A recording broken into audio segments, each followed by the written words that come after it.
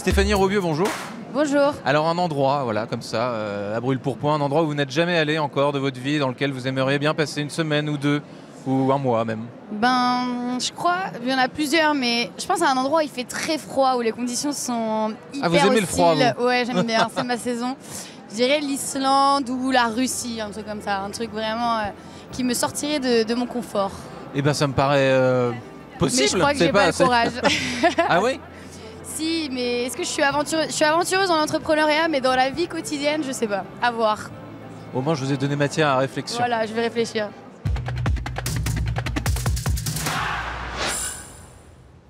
Bonjour à tous et bienvenue au Talk Décideur du Figaro, avec aujourd'hui à côté de moi Stéphanie Robieux qui rêve d'aller en Islande, ce qui est un rêve assez accessible finalement, du moins c'est pas à l'autre bout du monde.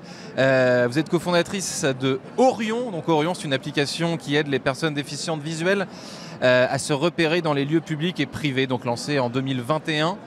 Bravo déjà pour cette initiative entrepreneuriale qui est saine et éthique, un déclic incroyable puisque vous êtes, alors j'ai lu ça, cette histoire, je ne sais pas si c'est vrai, mais vous êtes étudiante en école d'ingénieur et vous croisez quelqu'un, vous croisez une dame et c'est cette rencontre humaine qui a provoqué ce déclic entrepreneurial. Oui, voilà, c'est exactement ça. Moi, j'avais rien qui me prédestinait à faire de l'entrepreneuriat. J'avais prévu de faire un parcours d'ingénieur classique. Ah oui? Ah non, mais j'ai pas d'entrepreneur dans ma famille. Je pensais que vous alliez me dire, j'ai rien de me prédestiner à monter une boîte sur ce business. En fait, c'est plutôt l'idée qui a fait que je me suis lancée. Okay. Moi, j'ai vraiment eu un parcours d'ingénieur. Je comptais intégrer un grand groupe ou faire une boîte de consulting. Un peu tranquille, quoi. Quelque chose de classique. Et en fait, c'est en ayant cette idée, suite à cette rencontre, cette rencontre avec Christine, elle a été particulière parce que elle m'a parlé de son quotidien, de déficiente visuelle. Et vous la rencontrez, Christine, donc vous la rencontrez par hasard? Dans un événement autour de la tech au service de l'impact positif quand même. Parce que comme j'étudiais les technologies les plus avancées en matière de tech, je me disais qu'il y avait des nouveaux usages qui pouvaient enfin être comblés par ces algorithmes toujours plus performants. Enfin, c'était il y a 4 ans. Donc on avait les prémices d'algorithmes de computer vision par exemple très efficaces qui peuvent fonctionner à partir d'un smartphone par exemple. D'accord. Et donc c'est plutôt l'angle tech qui me faisait me questionner sur quel usage positif on pourrait avoir vraiment de cette forme d'IA, parce que c'était l'IA, c'était pas de la Gen AI, c'est toujours pas de la Gen AI entièrement. Parce qu'en 2021 c'était encore les prémices. Oui, on était visionnaires finalement. Donc d'ailleurs il y a 4 ans quand on disait aux gens on va lancer une app basée sur de l'IA pour les déficients visuels. Chacun des points posait problème. Je veux dire, les déficients visuels, ils utilisent des smartphones, etc. Aujourd'hui, je pense que tout le monde, une très grande partie des gens, a déjà vu comment le lecteur d'écran de l'iPhone ou même Siri permet à un aveugle d'utiliser son smartphone. Aujourd'hui, utiliser de l'IA dans l'identification de ce qui nous entoure, c'est devenu presque mainstream. Donc en fait, on avait effectivement cette vision-là. Et en fait, le besoin de Christine d'identifier ou retrouver précisément la télécommande qui a été déplacée, la porte d'entrée de chez elle, l'abribus. C'est pas quelque chose de nouveau, mais par contre la tech était tout juste mature pour pouvoir y répondre. Donc la tech a complètement changé la vie dans une certaine mesure à ce niveau-là des personnes en déficience visuelle. Oui. Les déficients visuels, c'est quand même 1,8 million de personnes. C'est beaucoup. Ça leur a fait gagner du temps, ça leur a apporté une certaine tranquillité qu'ils n'avaient jamais eue. Oui. Alors, jusqu'à il y a quelques années, l'IA et la tech de manière générale n'étaient pas assez performants pour qu'ils puissent entièrement leur faire confiance. Aujourd'hui, les algos super optimisés, super fiables, la Gen AI, etc., leur offrent un outil du quotidien, des assistants incroyables pour, en autonomie, enfin pouvoir faire tout un tas de choses, donc lire, identifier ce qui les entoure grâce à Orion, se rendre dans un lieu, dans un hôtel et connaître les équipements, c'est ce que fait Orion aussi, etc. Donc j'allais dire justement, c'est révolutionnaire pour comment marche Orion, vous venez de me donner quelques exemples, mais comment est-ce qu'on entraîne cette application, comment est-ce qu'on la performe et surtout jusqu'où on peut aller? Ça c'est un vrai sujet, parce qu'on dit l'intelligence artificielle, l'IA générative, ça se décuple en termes de performance de jour en jour. Vous le voyez aussi, j'imagine. Comment vous voyez les choses? Alors au départ, Orion, on a fait en sorte que ça fonctionne entièrement embarqué sur le smartphone sans Internet. Et pour ça, on a entraîné des algorithmes sur des bases de données. Et en fait, on a une propriété de notre IA qui n'est pas de la Gen AI, qui est notre propre IA de reconnaissance d'image au départ. Le déficient visuel, breveté, on ne peut pas vraiment breveter un code, mais par contre... c'est made in Orion, maison, en partie. Après, on a on a étoffé et boosté certaines de nos fonctionnalités grâce à de la GenAI, mais au départ, on peut fonctionner sans. Et le principe, c'est je suis déficient visuel, j'utilise mon interface, alors parfaitement ergonomique parce que pensé pour ça. Je dis, Orion, je cherche ma bouteille, où j'ai posé ma tasse, je ne sais pas exactement ce qu'elle est, j'ai pas envie de tout tâtonner et tout mettre par terre. J'ai simplement à balayer l'environnement et lorsqu'Orion trouve l'objet, il dit stop, objet trouvé et il guide avec des bips et des vibrations. Ça, c'est le point de départ d'Orion. Ça, c'est la fonctionnalité de base. C'est un peu de la même manière quand on met sur l'iPhone, on tape je ne sais quel pour rechercher une photo, on met un mot et oui, c'est ça. Ça utilise les mêmes algorithmes de reconnaissance d'image au départ. Ensuite, les utilisateurs peuvent aussi apprendre eux-mêmes à l'IA d'Orion à reconnaître leurs propres objets. Ils peuvent scanner parce que tout le monde n'a pas les mêmes trousseaux de clés, leurs propres lunettes, leur propre harnais de chien et dire à Orion, ça c'est mon harnais. Donc en fait, ils peuvent avoir leur bibliothèque d'objets perso. Et pour ce qui est du business model, parce que du coup, l'application pour les déficients visuels, elle est gratuite. Mais nous, ce qu'on fait, c'est qu'on met toutes ces technos à disposition des lieux et l'interface, qui est déjà utilisée par 16 000 déficients visuels, pour qu'un hôtel, un restaurant, un musée, un supermarché se rendent plus accessibles. Comment il peut scanner les objets clés de son environnement, ils deviennent reconnus par Orion de façon locale, associer des informations aux équipements, donc comme un balisage un peu virtuel de l'environnement. Il peut prendre en photo un menu et ça devient un bouton de Orion. Donc, en fait, l'ergonomie ultra simpliste et ultra pensée spécifiquement pour ce public-là. Et la tech d'IA derrière rend ces lieux plus accessibles. Et c'est ça qu'on vend, on veut révolutionner la mise en accessibilité des lieux et il n'y a pas d'installation physique, donc c'est particulièrement flexible. Et je reviens sur cet exemple très concret que vous avez cité, enfin, en l'occurrence, c'est j'ai envie de reconnaître mon trousseau de clés.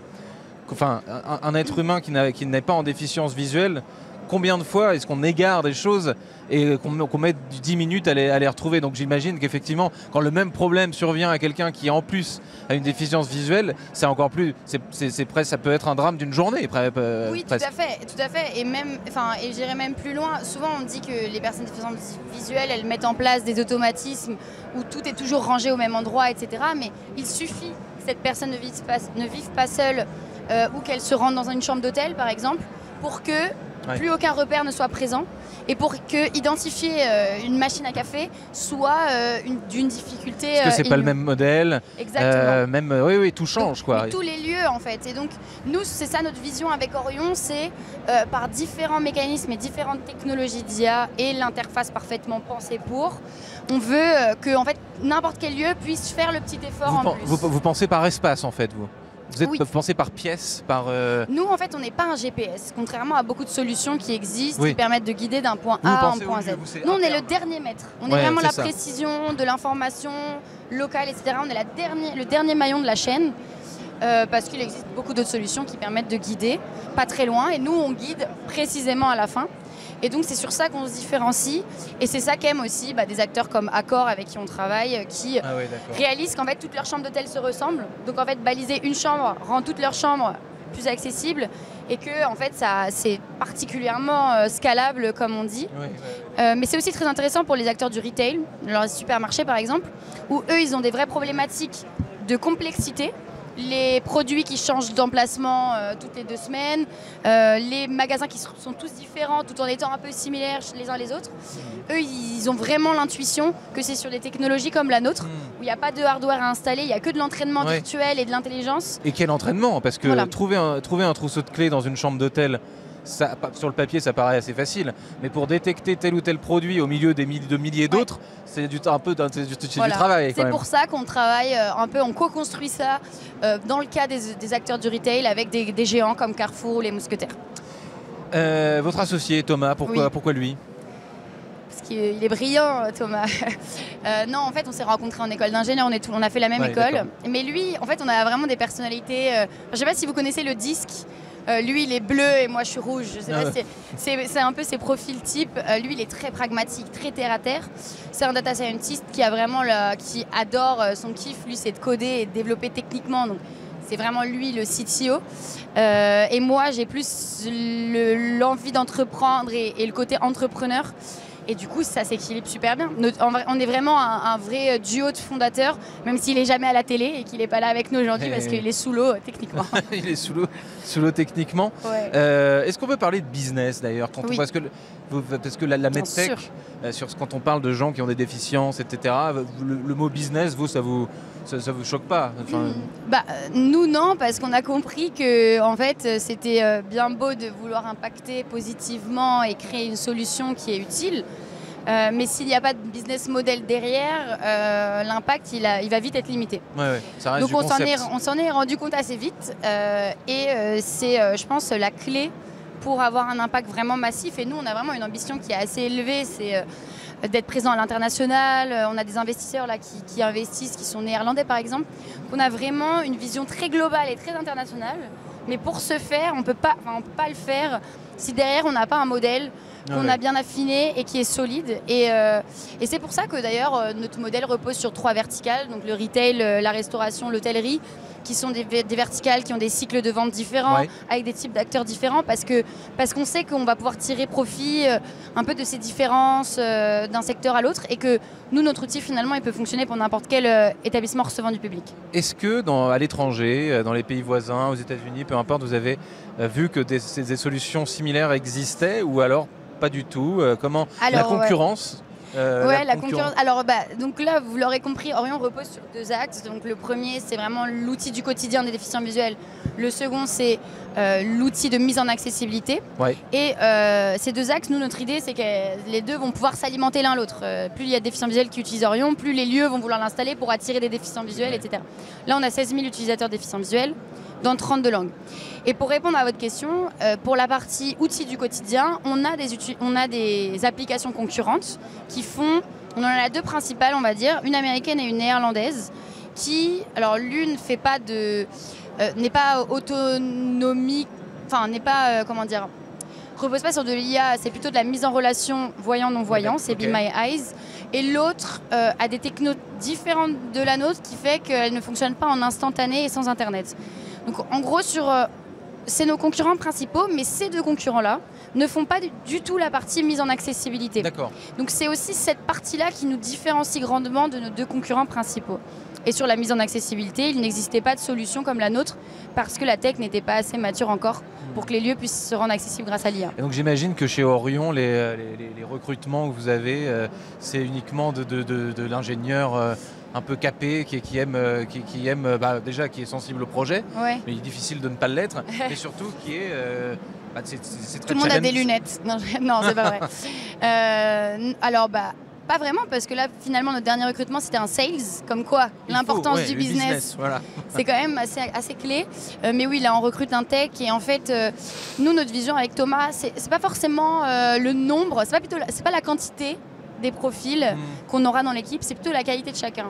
Et donc je pense pas qu'on dépassera, j'espère qu'on va continuer à se développer grandement, mais je pense pas qu'on sera un jour une méga big équipe, mais je pense que chaque profil sera assez clé, et donc on fait de plus en plus attention au fit, fit avec l'équipe, au fit avec la vision, à l'empathie aussi, qui est une qualité qu'on cherche beaucoup chez nos collaborateurs, parce que Orion... si tu n'as pas d'empathie, tu vas finir par pas comprendre notre vision et notre objectif. Donc c'est indispensable. Dernière question, le futur justement, vous le voyez comment? Vous voulez à l'étranger, il y a vos clients, vos utilisateurs sont partout. Alors comment est-ce que vous pensez? Et il y en aura de plus en plus, ça va tripler d'ici 2050 les déficients visuels. Malheureusement, on sera tous de plus en plus proches d'être déficients visuels.